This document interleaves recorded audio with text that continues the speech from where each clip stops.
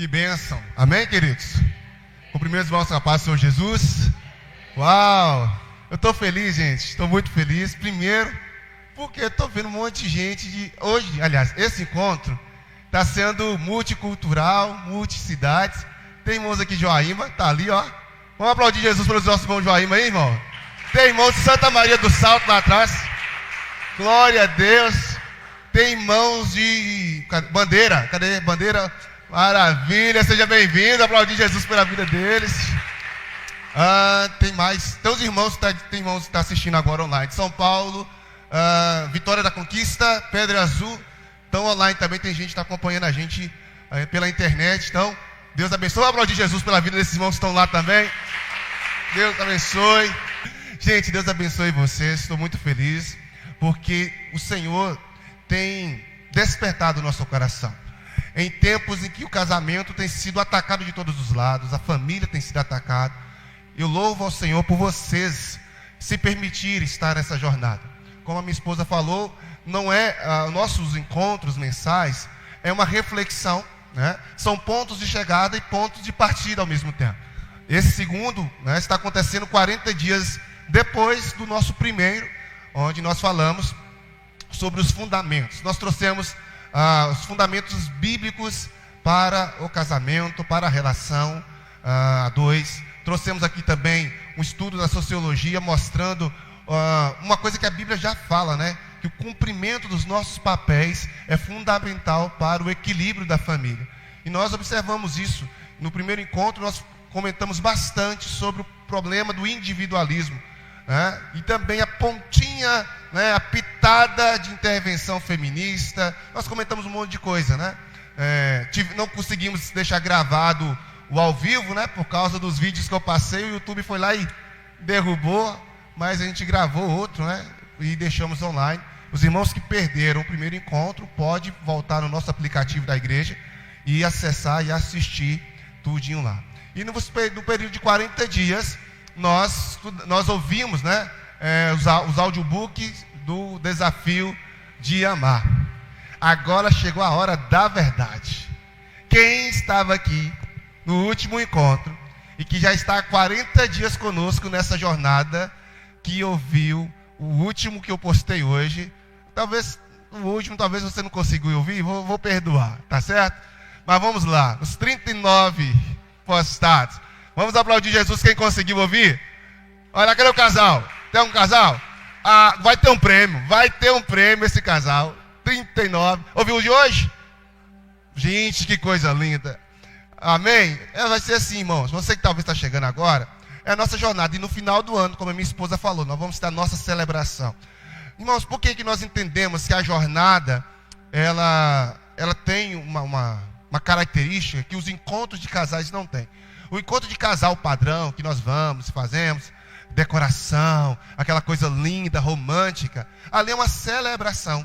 O foco dos encontros de casais é isso. Traz uma mensagem, é um momento dedicado para o casal refletir sobre o casamento. Mas muitas vezes terminou o encontro de casal, o casal volta para casa e no outro dia segue a vida. Talvez tenha aquele momento da reflexão, coloca uma coisinha ou outra ali em prática, mas acaba se esquecendo, né? E não é uma crítica, pelo contrário, é um elogio, porque é um momento de celebrarmos mesmo. E nós vamos fazer isso no final do ano, nosso encontro de casal mesmo. Mas eu entendo que, além desse momento de celebração, nós precisamos ter uma jornada de transformação. É por isso que nós incentivamos os irmãos a participar de todos os encontros, que é uma vez por mês, ou às vezes vai acontecer dessa jornada durar 40 dias. Então, hoje está fazendo 40 dias que nós começamos do primeiro encontro.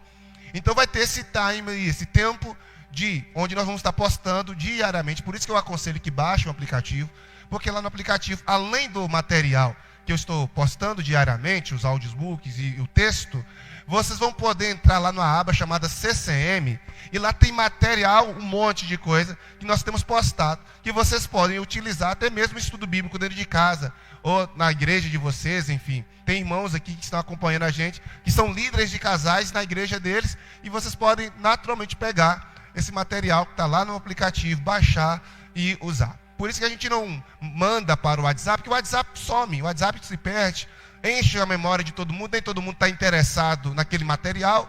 Então a gente coloca no aplicativo, porque aí quem quiser vai lá, acessa e baixa. Faz sentido? Deu para entender direitinho? Então é essa a realidade. A nossa jornada, ela tem esse foco, irmãos. Eu confesso para vocês que inicialmente o foco da nossa jornada era trabalhar de forma exclusiva com casais. Casais que já estão casados. Só que uma coisa que eu tenho observado, né, é que nós trabalhamos muito para poder remediar. Nós trabalhamos muito para corrigir, né, relações no casamento que já estão ruins, ou às vezes está passando por momentos difíceis. E o que o Senhor ministrou no meu coração? Então, em vez de apenas trabalhar com os casais que estão passando por momentos difíceis, por que nós também não aproveitamos esse momento para preparar os casais que ainda vão se formar? Olha que coisa bacana. Que ainda vão se formar. E é por isso que nós abrimos a oportunidade para quem não é casado, ou quem vai se casar, quem é solteiro e que quer aprender mais, participar com a gente. Já ir entendendo como funciona, para depois não falar, ninguém me avisou. Concorda? Então é por isso que nós temos irmãos também que estão conosco, que estão participando, mas como um caráter de aprendizado. E é essa a realidade que nós precisamos compreender como igreja, estar abertos para isso. E como vocês já sabem, foi dito pela minha esposa, tá? A Bruna, minha esposa, linda, né? Fantástica, vocês já conheceram. Hoje o nosso tema é sobre autoconhecimento. E eu pergunto para vocês, o quanto de vocês mesmos vocês se conhecem? Me fale aí, ou nem precisa falar, né? Mas pense aí, 3 características fantásticas que você tem. Vai lá, em segundos, 3 características fantásticas. Irmão, se vocês pudessem ver o rosto de vocês agora, vocês iam rir. Está todo mundo assim. 3 características fantásticas. Alguns já sabem. Quem já tem aí na ponta da língua? Quem está aí? Já tem aí? Nem precisa ir. Oh, já tem. Agora, 3 defeitos que você de fato está doidinho para livrar dele. Quem já descobriu? De si mesmo. Já descobriu? Já sabe quais são os defeitos? Já sabe quais são as qualidades, as características positivas? Então, é sobre essa realidade. É sobre essa realidade que nós vamos estar pensando inicialmente. Nossa ministração, ela tem 2 momentos. O primeiro momento é falando sobre autoconhecimento. E o segundo momento é falando sobre autorresponsabilidade. A necessidade que nós temos, irmãos, de nos conhecer, entender, porque nós só vamos nos comprometer com a mudança se eu de fato conhecer o que eu preciso mudar. Uma outra questão. Quantos aqui responderam o raio-x de vocês? Quantos aqui? Quais casais? O que vocês acharam de responder aqui no montoeiro de pergunta? É ruim, né? É não? É cansativo? E se eu falar para vocês que na nossa jornada todinha vai ter um monte de perguntas para vocês responderem desse jeito? Não desanimem, mas é importante se autoconhecer. Eu tenho certeza, queridos, que ali teve perguntas que vocês nunca fizeram um para o outro. Estou errado? Eu vi alguns feedbacks, no final eu coloquei, o que você achou das ferramentas? Eu louvo a Deus, eu ia até trazer aqui, mas a maioria das pessoas assim, uau, fantástica, perguntas interessantes. Mas teve uns fazendo, longo demais, cansado demais. É sempre assim, né? Mas muito bem. Então, pensando sobre autoconhecimento, coloque para mim, filho, para a gente poder atravessar a Macedônia e começar a nossa palavra. Bom, como eu já falei, o objetivo, vou revisar novamente a nossa missão. O Casais Renovados surgiu a partir do momento do entendimento de que Deus nos colocou aqui para conectar pessoas, unir pessoas. E unir pessoas além do casamento, além do matrimônio. Eu entendi em Deus que Ele me chamou para isso, de buscar conectar, trazer unidade onde há divisão. E a minha oração diária a Deus é essa, pessoal, Deus me ajude a unir pessoas. E isso não é apenas questão de casamento, não. É onde eu quero chegar, onde eu chegar, eu oro a Deus para que eu possa trazer unidade. E às vezes essa unidade, ela para ser conquistada é meio desafiadora. Tem batalhas para serem travadas. E é por isso que a nossa missão aqui é unir, é contribuir para que cada casal, para que cada grupo, cada pessoa possa se unir, sabe? Se conectar. Só que essa conexão não é uma conexão forçada, é uma conexão que se permite. A pessoa precisa se permitir para que isso possa acontecer. Uma vez eles se conectando um com o outro, o nosso objetivo é orar a Deus e trabalhar para que eles juntos se conectem com Deus. Eles juntos caminhem com o Senhor. Amém? Pode tirar aqui? Tirar a câmera daqui? Pode tirar. Então essa é a nossa meta, esse é o nosso objetivo. Contribuir para que cada casal possa se conectar um com o outro e conectar ambos com Deus. O slide, por favor. Certinho. Então, partindo desse pressuposto, eu quero fazer uma pergunta para vocês. O que está escrito aí?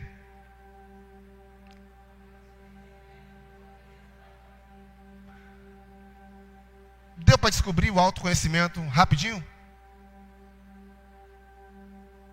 Ou deu algum trabalho para codificar o autoconhecimento? Foi tranquilo, não foi? E se eu perguntar para vocês que algumas pessoas tiveram dificuldade, pelo menos de alguns segundos, de entender o que estava escrito ali? E o que ajudou a decodificar foi o fato de você já saber que o tema desta palestra de hoje, desse encontro de hoje, era sobre autoconhecimento. Muitas vezes nós pensamos que as nossas decisões, elas acontecem de forma instantânea, mas nem sempre. E existem pesquisas que nos falam que antes de fazermos um movimento, antes de agirmos de forma intencional, o nosso subconsciente já tomou a decisão por a gente. E é essa área do cérebro, essa área da nossa composição, que faz com que a gente possa tomar algumas decisões, e quando a gente pensa, por que eu tomei essa decisão? O impulso, né? E no encontro 3 e 4, nós vamos falar exatamente sobre a necessidade de nos conhecer para podermos gerenciar a nossa comunicação e não mais comunicarmos através de impulsos irracionais, mas de atitudes coerentes e de maneira racional, consciente. A nossa palestra de hoje, ela tem um foco não apenas de trazer esse autoconhecimento superficial, mas também de poder conectar você com alguns sentimentos e emoções que com certeza vai fazer com que você possa tomar decisões mais sábias. Quem já tem habilitação aí? Quando você vê aquela imagem, quais são os sentimentos que vêm no seu coração? Hã? Vocês podem falar aí, viu, gente? Acelerar? Coração acelerado? É mais? Conquista? Qual outro? Vamos lá. Qual o sentimento que vem quando você olha para essa imagem? Limites. E na hora da prova? Na hora do exame? Medo? Desafio? Ansiedade? Olha, começou a mudar. De conquista, medo, ansiedade, já começou a mudar. E quando você vê os examinadores entrando dentro do carro? Fobia. E quando você vai fazer aquela baliza, na minha época, né, na realidade, eu fazia a baliza com o carro em movimento na rua. Agora tem um lugar específico, né? Quando vai fazer minha embreagem, lá em Pedra Azul, naquelas ladeiras. Exatamente quando nós olhamos para essa imagem, a gente se conecta com emoções diversas, sensações diversas. Porque exatamente, querido, você está ali para para você ser examinado por alguém. Alguém vai estar avaliando você. E a gente sabe que em todo tempo nós estamos sendo avaliados por alguém. Em todo tempo alguém está analisando a maneira como que você está vestido, a maneira como você se comunica, a forma como você age, a maneira como que você trata determinadas questões. E existem pessoas que têm mais dificuldades para lidar com esse tipo de julgamento do que outros. Tem pessoas que têm pavor de falar ao público, foge de falar ao público. E está tudo bem, porque é isso que constitui essa pessoa, é quem ela é. Mas a pergunta que eu faço é, se essa pessoa quer continuar assim, ou se ela está pronta para enfrentar desafios que possam sair e tirar ela dessa bolha, né? Desse medo, dessa pressão. Alguns dos sentimentos que vocês falaram estão aqui, ó. Alguns lidam com a frustração, principalmente aqueles que por diversas vezes vão tentar e não conseguir. Conheci alguém que tinha 12 vezes que estava tentando e não havia conseguido. E ele conseguiu na 33ª vez. Com 6 meses de habilidade, ele tombou o carro. E aí depois tombou, deu perca total. Mas aí depois ele voltou e comprou outro carro. E está dirigindo até hoje. Então tem muita coisa que às vezes bloqueia, né? Com certeza, por ele ser reprovado 12 vezes, é porque de fato ele ainda não estava preparado. E mesmo assim, quando passou, na prática, mostrou que ele ainda não estava preparado.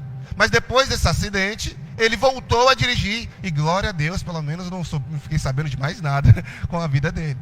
A pergunta que eu faço para vocês é: e se ele tivesse parado na primeira reprovação? Na segunda? Na terceira? E quando ele tivesse parado de dirigir no acidente?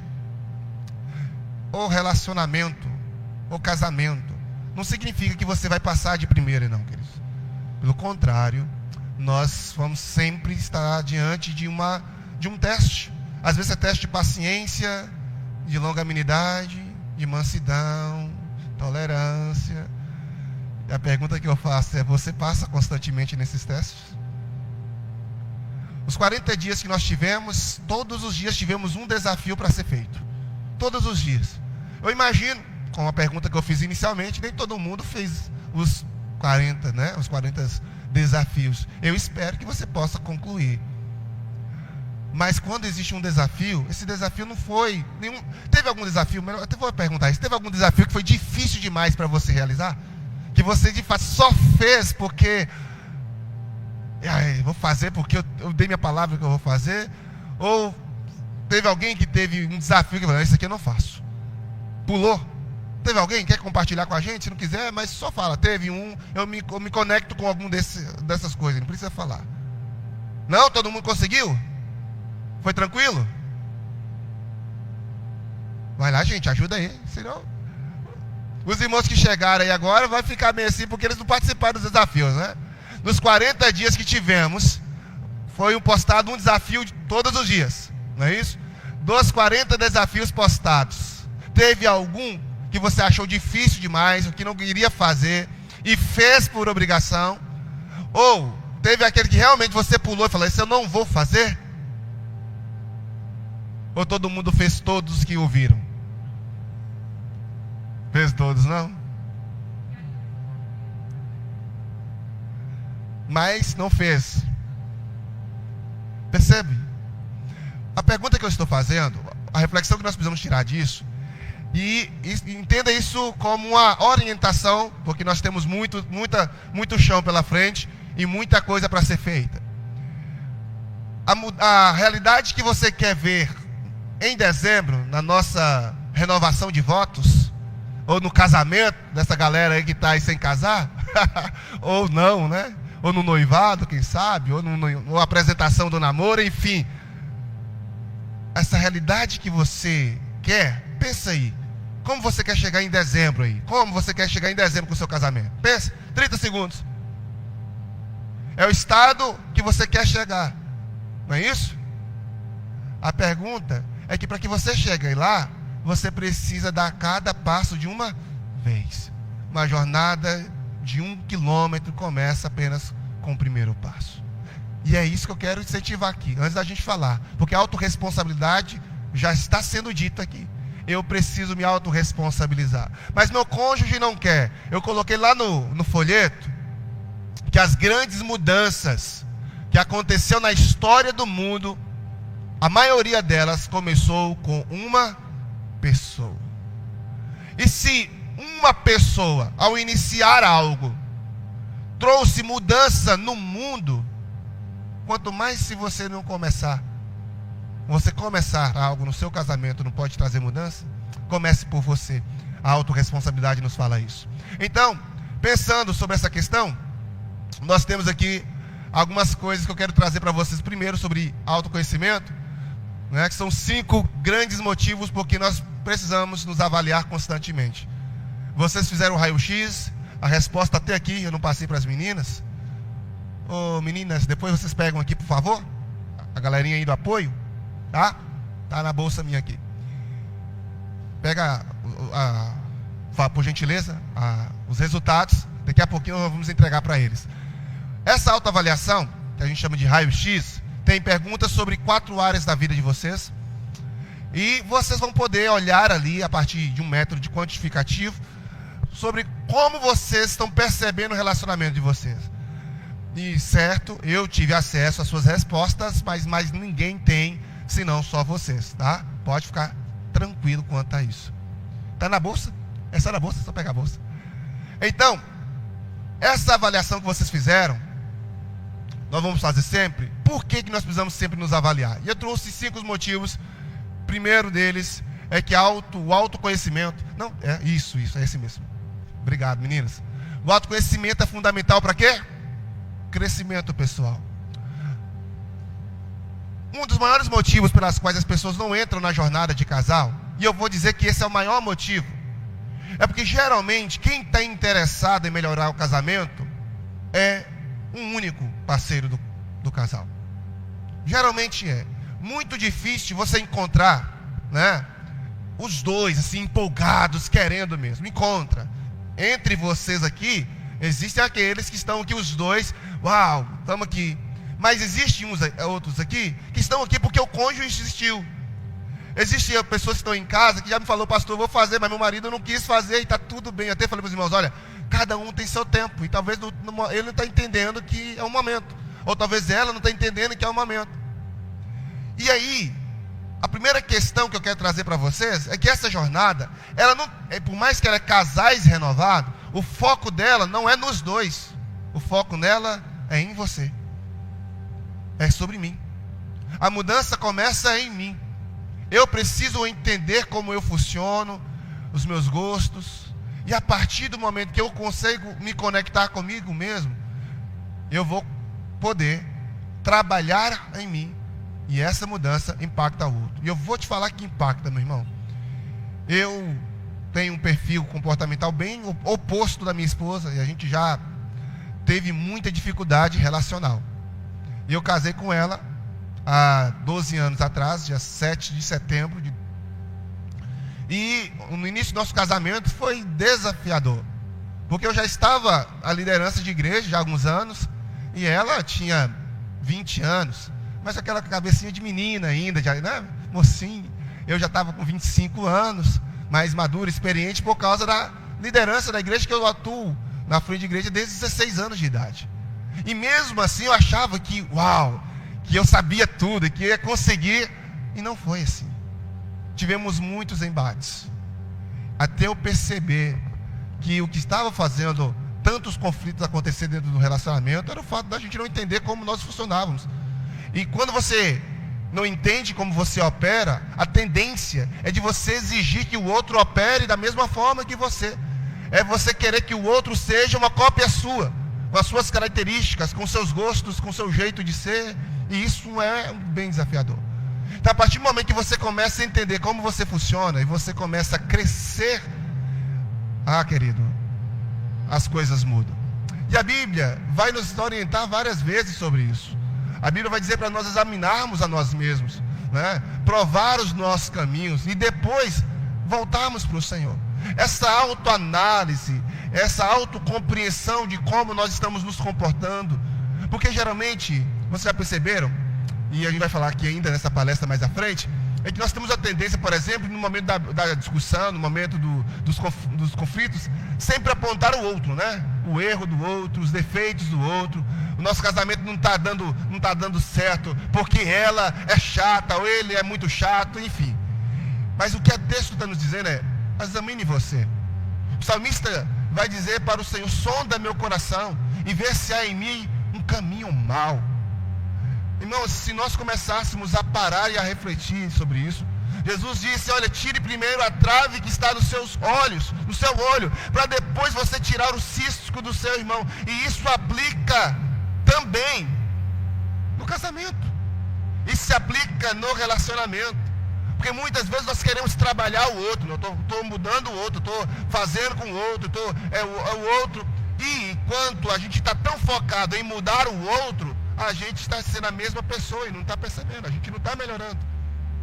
Então, inicialmente, querido, essa jornada ela tem sim esse foco de trabalhar o indivíduo, a começar por você. Acho que a bateria está começando a descarregar aqui. A bateria. A focar em você. Então, o segundo motivo porque você precisa se autoconhecer é porque o autoconhecimento é a bateria. Ela gera crescimento pessoal. Uma outra coisa que o autoconhecimento vai trazer, o autoengano. Irmãos, coisa mais difícil, e você vai, não sei se vocês vão conseguir entender o que eu vou dizer, mas eu vou tentar dizer de maneira mais simples. Uma das coisas mais difíceis que nós temos como seres humanos, pelo menos para alguns, é se deixar convencer de áreas que eu preciso melhorar, mas que eu não as enxergo. Esse é um ponto desafiador. Às vezes alguém fala assim, fulano, você age tão assim. Não, acho que nada, eu sei que está. Só que às vezes a gente age daquela forma. Todo mundo vê que a gente está agindo daquela forma, mas nós mesmos não conseguimos ver isso. Nós mesmos. E a gente ouve um falando, fulano, você está assim, o outro, fulano é assim. Só que você ignora, exatamente isso é normal. Porque o nosso cérebro, ele não consegue exatamente conectar com essa informação, porque internamente nele, não é a informação que está programada. Não é isso que, não é a identidade que ele construiu sobre si. Não é o conhecimento que ele tem. E aí, querido, é onde entra uma questão chamada autossabotagem. Porque está todo mundo enxergando aquela característica que eu preciso mudar. Menos eu mesmo. E quando você entra nessa jornada de autoconhecimento, automaticamente você vai começar a identificar o quê? O seu autoengano. Você vai conseguir compreender quais as áreas que verdadeiramente as pessoas estão falando que você precisa melhorar e que você não se deixou se convencer acerca disso. Então, quando você elimina o autoengano, você desenvolve a autenticidade. Vai ter uma ferramenta no futuro, e eu estou ainda vendo como que eu vou fazer, porque ela tem um custo, mas a gente está tentando trabalhar, que é chamado de análise comportamental. Quem já fez uma análise comportamental aí, em algum lugar? Os irmãos da igreja que já fez, porque é uma das primeiras coisas que eu fiz quando eu vim para cá. Existe essa ferramenta chamada análise comportamental. Ela vai falar sobre o seu perfil de comportamento. Irmãos, eu me lembro como se fosse hoje. Eu estava no treinamento em Ipatinga. E aconteceu comigo igual aconteceu com vocês. O pessoal mandaram aquele formulário com um montoeiro de perguntas. Eu estava num dia bem estressado, assim, bem cheio de tarefas, né? E eu olhei aquilo, caiu no e-mail, ignorei. E aí chegou no dia de ir para o treinamento, caiu um outro e-mail falando para a gente responder. Eu falei, meu Deus, só tem que responder isso. E eu pensei que era alguma atividade que valia ponto, enfim. Eu respondi aquele negócio. Falei, está perguntando sobre mim? E tal. Irmãos, respondi, foi enviado. Cheguei no treinamento e passou o primeiro dia, segundo dia, o terceiro dia, entregou para a gente a análise comportamental para poder a gente ler. Primeira vez. Quando eu peguei aquela análise, parece que era a Bruna que estava conversando comigo. Eu falei assim, não pode ter sido. Eles ligaram para minha esposa, não pode ter sido. Porque tudo que ela reclama de mim está aqui. E o pior é que ela reclamava das coisas, uma das coisas que ela falava muito, né? Patrick, você é compassivo demais, você é bonzinho demais, e as pessoas abusam disso. E aí estava lá embaixo falando, né, dessa área, né? Dessa parte de ser muito compassivo. E eu fui riscando aquilo. E fui riscando. Quando a pessoa que não já estava riscada a apostila toda, tirei uma foto, falei assim, me perdoa, porque você estava certa. Só ali que eu pude entender que aquelas queixas todas que a minha mulher estava tendo em relação a mim, ela estava certa. Ah, pastor, então você deixou se convencer por uma ferramenta que você respondeu? Não é só pela ferramenta. É porque quando eu fui lendo ela, eu fui me conectando com o que minha esposa falava, com o que minha mãe falava, com o que fulano falava. Eu, rapaz, estava todo mundo me falando e eu, cabeça dura, não estava querendo acreditar. quero que você entenda aqui, querido. Eu não estou dizendo que a ferramenta vai mudar a sua vida. Quem muda a sua vida primeiro é Deus e depois as suas atitudes. Foi a minha aceitação. Foi eu estar aberto para ouvir aquele feedback, ler aquele negócio e aceitar aquilo que fez com que hoje meu casamento mudasse.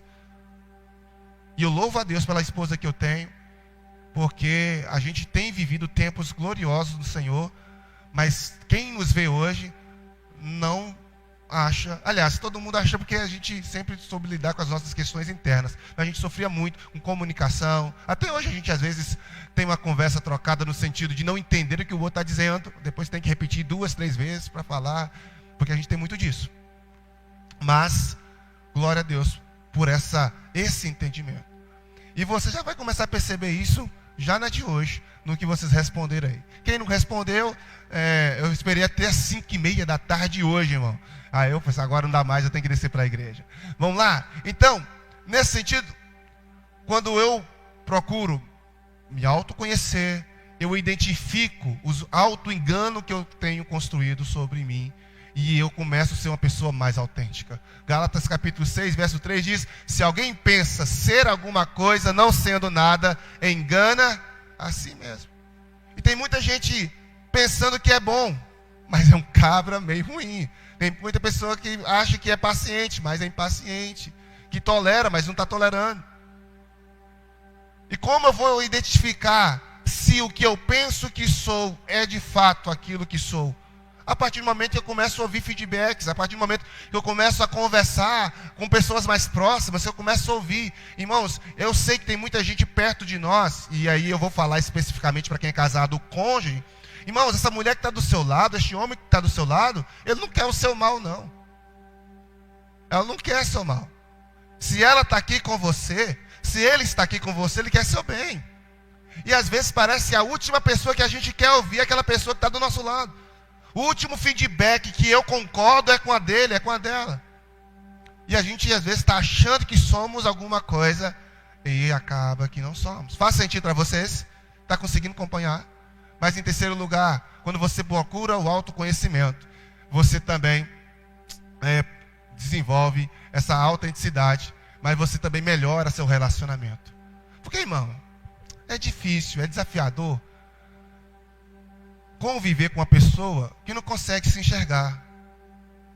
É ou não é? Que não consegue se perceber.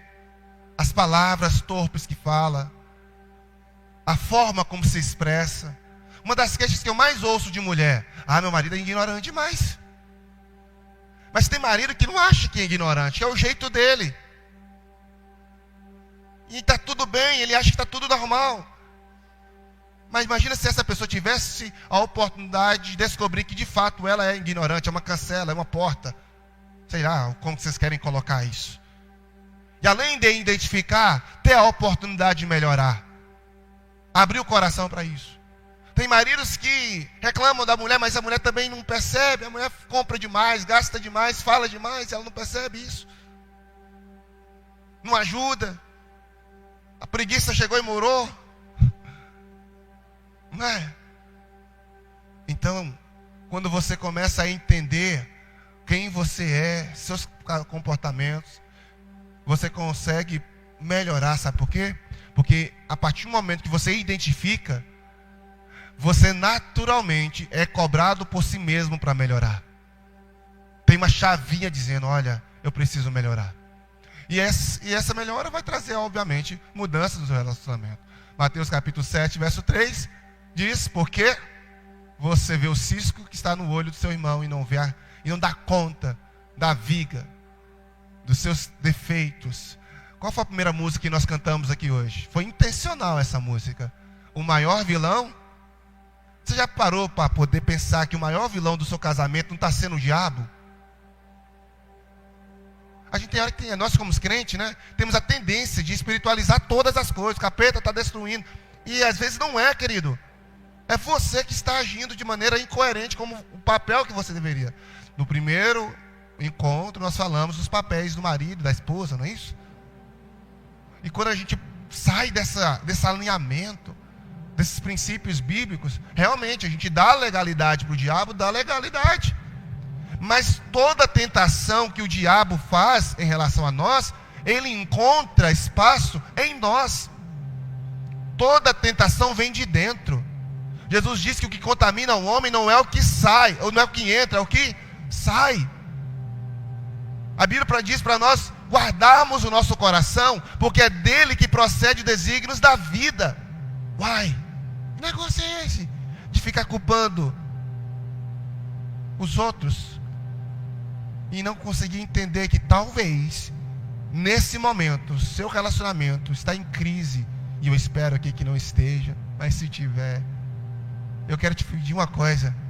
Em 10 segundos, pense na possibilidade de você estar sendo o contribuinte para que ele esteja assim. Pense na possibilidade, rapaz, olha, eu vou me permitir acreditar que eu possa estar sendo essa pessoa, em vez de estar acusando meu cônjuge. Nós vamos falar sobre isso, vamos aprofundar sobre essa questão. Quando eu busco autoconhecimento, além de tudo isso, eu vou começar a aprender a tomar decisões mais sábias, mais inteligentes. Irmãos, se tem alguns personagens na Bíblia que chamam a atenção da gente, né? E uma das que mais me chama a atenção, no sentido de mulher, é Abigail. Uma mulher fantástica. Você já percebeu? Você já leu a história de Abigail? Você já percebeu que aquela mulher tinha um marido? Nossa Deus, só de pensar que aquela mulher passava dentro de casa com ele, homem. Ignorante, beberrão, briguento, tudo que não presta. E no dia que ele tem a possibilidade de fazer o bem para quem lhe ajudou, nega, é ingrato.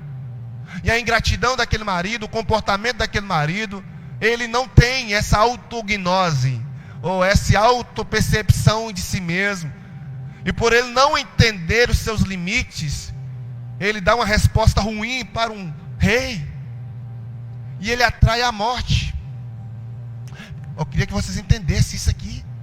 Quando você não consegue identificar e compreender seu comportamento, você abre a porta para a morte. Porque foi o comportamento do marido dela que despertou a ira de Davi. Nabal, ele está ali, grosseirão, dá uma resposta ruim aos homens que Davi mandou, e Davi desce e fala: vou matar todos os homens daquela casa. E Davi estava tão furioso, irmãos, que ele não pega ali os seus 30 valentes, ele pega 400 homens. 400 homens para chegar na casa de Nabal e Abigail e matar lá os machos daquela casa toda. Mas Abigail é fantástica. Abigail, ela ouve o relato do servo, fala: olha, senhora, o rei Davi mandou pedir comida em casa aí, e o seu marido agiu como louco. Deu a resposta brava, reclamou, falou que Davi não era rei, coisa nenhuma. O que Abigail fez? Foi bater boca com Nabal? Foi discutir com ele: eu sou louco, oh, seu maldito, você trouxe, ele vai matar nossos. Foi assim que ela fez. Contudo, essa mulher é fantástica, porque ela simplesmente fala: vamos resolver o problema. Vamos, cadê a comida? Coloca, arruma, coloca nas mulas e vamos lá. Além dela fazer tudo isso, ela não fala nada com ele porque ele estava bêbado, não ia resolver nada. Ela não fala com ele por rebeldia, ela fala porque não ia resolver, era bêbado. E foi lá. E quando Davi estava vindo, ela se ajoelha e fala: oh, meu rei, não faça uma coisa que o Senhor vai se arrepender depois. Não derrame sangue inocente, porque o reino é seu, o palácio é seu, e o meu marido tem o nome de Nabal, e o nome dele significa louco. Como louco ele respondeu.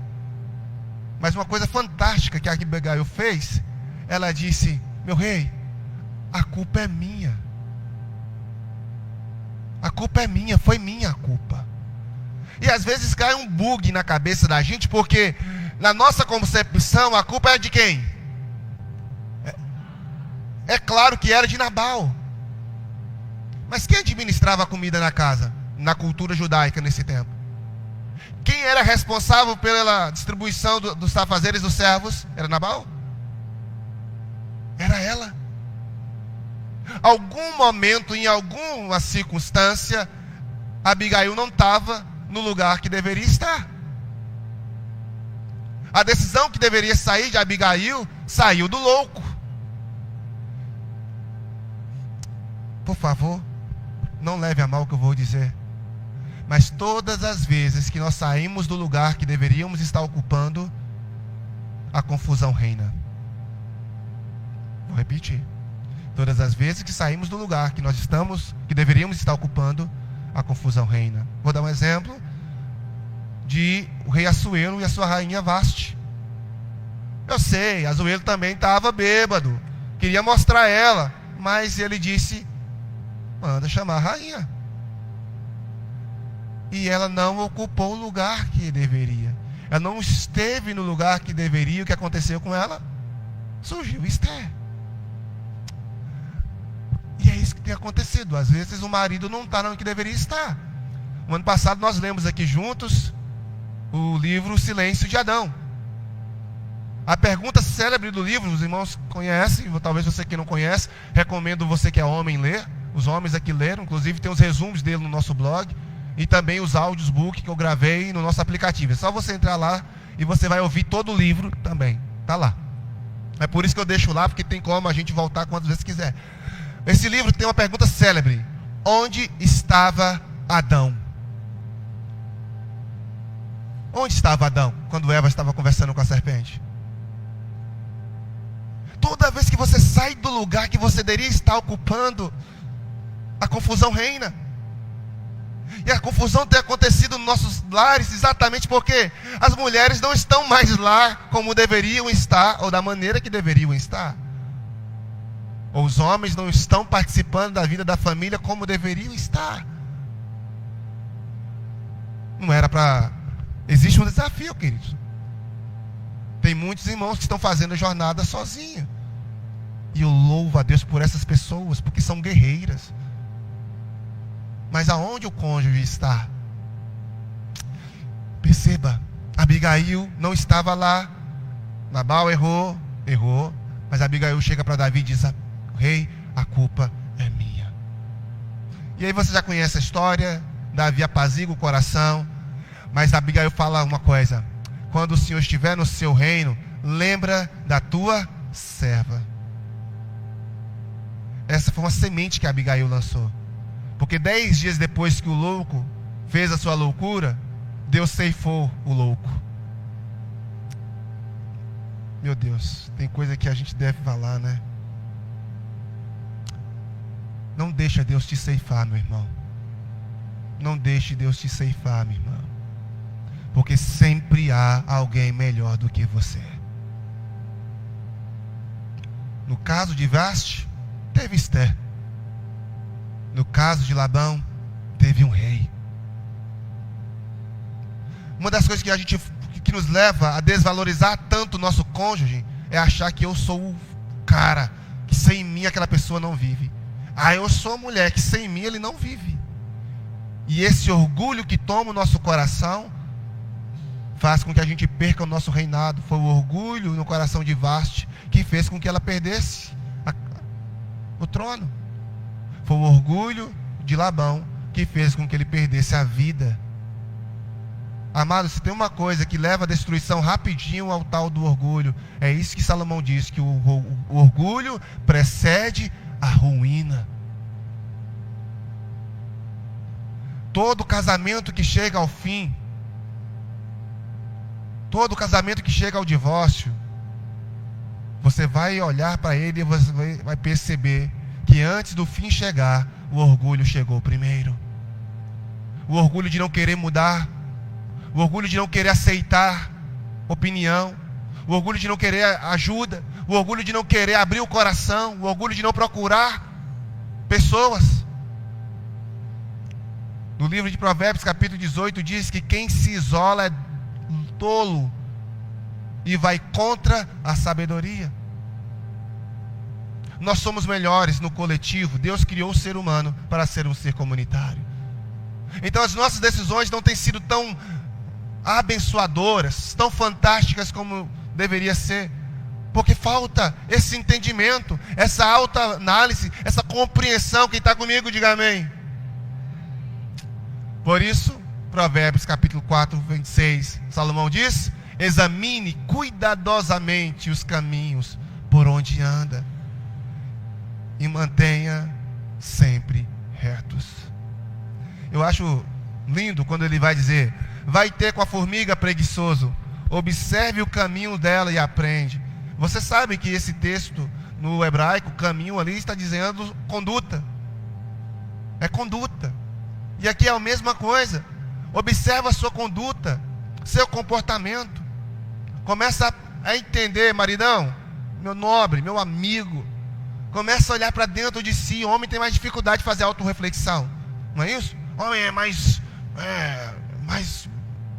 fechado. Esse negócio de parar para refletir sobre quem ele é, sobre... Isso parece ser uma coisa... Não, faça isso.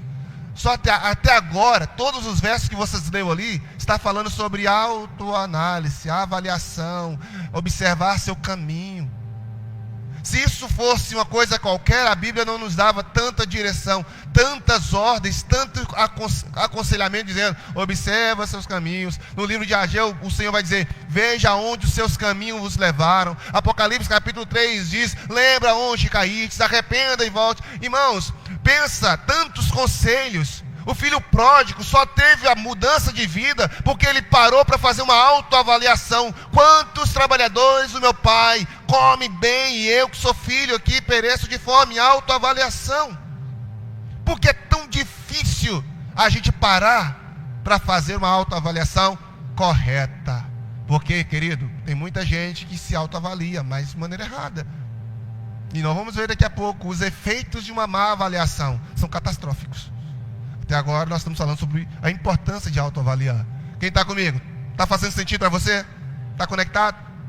Quinto, quando você procura se autoconhecer, entender quem de fato você é, você vai perceber que a sua maturidade vai crescer, vai desenvolver. Irmãos, eu sei que maturidade não tem a ver com idade, todo mundo aqui talvez já saiba disso. Mas uma das coisas que maturidade tem a ver é com o nível de conhecimento que a pessoa tem de si mesmo. É com o nível de maturidade que a pessoa primeiro consegue aprendendo sobre ela. Eu fiz uma pergunta simples aqui no início. Me fale 3 defeitos e 3 qualidades fantásticas. Isso era para ser dito em segundos. Sou assim, assim, assim, assim, assim, assim. Acabou. Mas se você parou, no mínimo 5 a 10 segundos para encontrar a primeira, sinal que você não se conhece. Estamos vivendo uma sociedade, quem vai dizer isso é Augusto Cury. Ele diz que nós estamos cheios de especialistas em tudo, menos em nós mesmos. Aqui nós temos pessoas de diversas áreas, diversas expertises, mas poucos de nós desenvolvemos a expertise de conhecer, e é isso que eu quero incentivar. Se você sair daqui hoje entendendo que precisa chegar agora à sua casa e começar a fazer uma avaliação sincera, começar a conhecer você mesmo, começar a escafunchar seu coração, sua mente, e começar a fazer como os salmistas fizeram, pedindo: Senhor, sonda meu coração, vê se há em mim algum caminho mau, fazer o que Salomão citou nesses 5 versículos agora é Paulo que vai citar, em todos esses versículos que nós citamos até agora. Se você chegar na sua casa e fazer isso, já valeu o fato de você estar aqui. Porque tem muita gente que não muda porque não sabe o que precisa mudar, e outros não sabem como fazê-lo. Mais um texto, agora eu quero que todo mundo leia junto comigo. Vocês podem fazer isso? Vamos dar uma de congregação e aquela coisa bacana aqui como igreja. O que está escrito? Examine.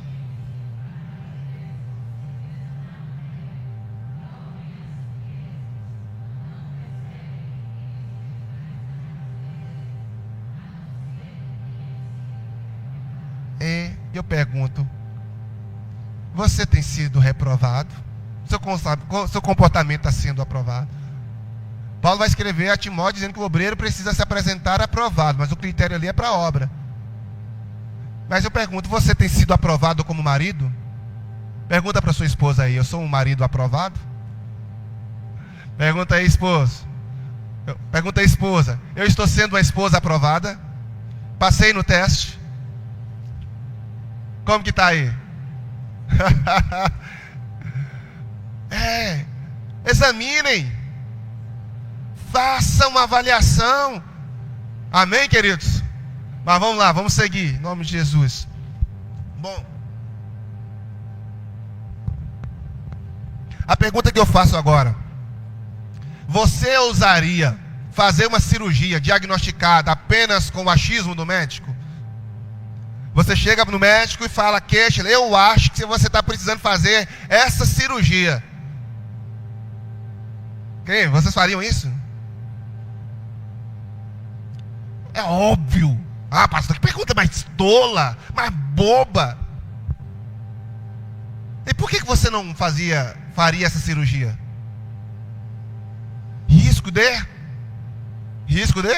morte. Risco de morte. É uma decisão séria que está colocando em xeque o quê? A sua vida.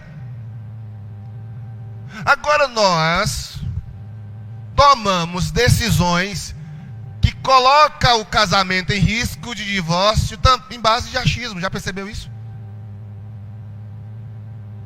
Existem duas palavras no grego, e quem já estudou um pouquinho de filosofia vai identificar essas duas palavras: doxa e episteme. Episteme é conhecimento, é o estudo do conhecimento, é a teoria do conhecimento, epistemologia. E doxologia é o conhecimento baseado na suposição, no achismo. Por mais que pareça duas... O que essas duas palavras lá do grego têm a ver com a minha realidade aqui? Simples. Nenhuma decisão importante pode ser tomada a partir da doxa. As fake news, por exemplo, são uma doxologia. E muitas das suas crenças sobre o seu cônjuge é uma doxa, é um achismo.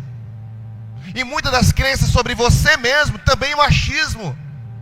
Por isso que nós temos a epistemologia, que é o estudo do conhecimento. É você pesquisar com métodos corretos, com uma estrutura correta, para chegar à verdade genuína.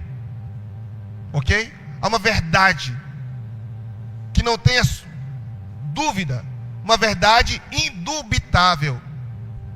E parece que isso é apenas uma questão do meio acadêmico. Não, porque eu estou tratando sobre relacionamentos. E eu costumo dizer aqui, quem aqui já tem ensino superior, estudou no mínimo 3 anos.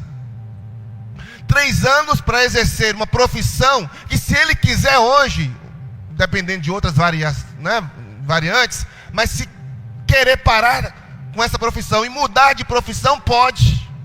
Estuda 3 anos, faz pós, faz mestrado até, enfim, para uma profissão que, se ele quiser mudar, ele pode mudar a hora que ele quiser. Mas quando se trata de casamento, eu quero fazer uma pergunta para você: quanto tempo você passou estudando o seu cônjuge?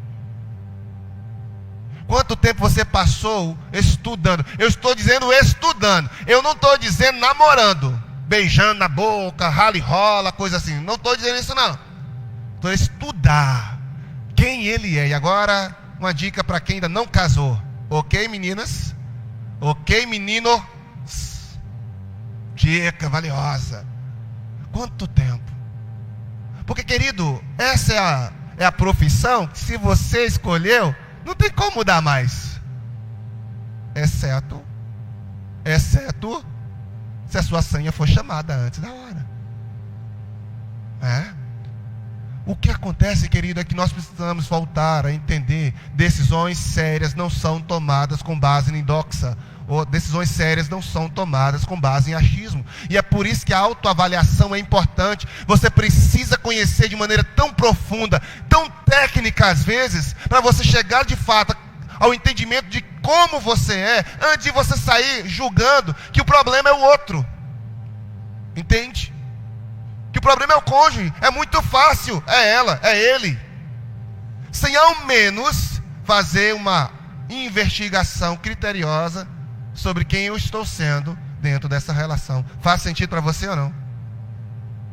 É por isso que eu quero aconselhar você a fazer uma autoavaliação sincera. Quando alguém perguntou, já teve pessoas que perguntou para mim, pastor, essas perguntas, essas respostas, como é? Elas trazem realmente um resultado verdadeiro? Real? Eu falo, tudo depende dessa palavrinha aqui. Qual é? Sinceridade. Não adianta falar assim, que nota dá? Eu acho que é 3. Mas não sei quem vai ler, vou colocar aqui 7.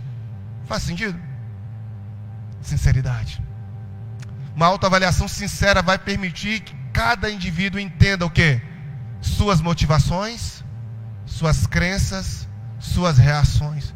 Porque gerir ações não é fácil, mas é muito mais fácil do que gerir reação. Quem já teve uma reação que não gostaria de ter tido? Todos nós, irmão, já diante de uma situação, poderia ter reagido diferente. Casamento é a mesma coisa. Depois vem aquela dor de cabeça, poxa, se eu tivesse falado dessa forma, ou se eu tivesse agido de outra maneira. Mas por que você continua sendo governado pelas suas reações? Porque você ainda não aprendeu a lidar com elas ainda. Entende? Eu não aprendi a lidar com minhas reações. Voltando ao contexto da habilitação, eu me lembro que quando eu fui fazer a minha embreagem na ladeira do hospital que tem lá em Pedra Azul, que é bem íngreme, gente, foi de Deus. Eu já tinha tomado 2 reprovações. Era a terceira que eu estava fazendo. E eu me lembro que na hora que ele falou, faz a minha embreagem ali, meu coração começou a palpitar, acelerar. Mas na hora, eu lembrei, foque na respiração. Gente, eu tinha 18 anos, eu não sei de onde que veio essa voz, eu hoje sei, né? É o Espírito Santo falando, mas foque na respiração. Foquei na respiração. Gerenciei minha reação. Porque qual foi o gatilho? Faz a minha embreagem. Qual foi a reação? Ansiedade, angústia, desespero, tremida. Então, se fosse para eu fazer aquela ação espontaneamente, talvez eu saberia fazer. Mas, porque eu ia saber agir de maneira mais assertiva. Mas quando eu tinha que reagir a uma ordem de alguém que estava me avaliando, aí eu estava o desafio. Faz sentido? Está conseguindo conectar? As reações são tão danosas quanto as ações. Porque a reação ainda é uma ação. Uma ação de resposta a uma ação inicial que você teve. Quem vai falar disso na psicologia é Skinner, né? Ele fala da psicologia do condicionamento. Então, enquanto essa autorresponsabilidade que a gente vai desenvolver, ela vai ser fruto dessa autoavaliação sincera. Porque eu vou saber que de fato aquele resultado é algo que eu preciso mudar. Então perceba essa jornada simples que a gente tem que fazer. Primeiro, tem a autoavaliação sincera. Eu faço ela. Depois, eu vou ter um diagnóstico assertivo que de fato vai trazer para mim o contexto de quem eu sou, do meu relacionamento. Depois, eu vou construir um plano coerente de ação para que eu possa ver o que eu preciso melhorar, mudar. E depois que eu fazer isso, criar esse plano, eu vou fazer o quê? As ações. E aí no final, querido, não tem como nós vamos ter resultados aparentes. O que eu quero dizer, e agora eu vou pedir para os irmãos aí entregar os resultados, tá? A gente vai dar uma pausa de 5, 10 minutinhos. Vocês não vão conseguir ler todo o resultado, porque geralmente, irmãos, eu dou apenas um resumo dos resultados. Mas eu falei, dessa vez eu vou imprimir todo. Vai ter mais ou menos 12 páginas falando de como está seu casamento a partir daquelas perguntas agora. Então não vai ter como você ler.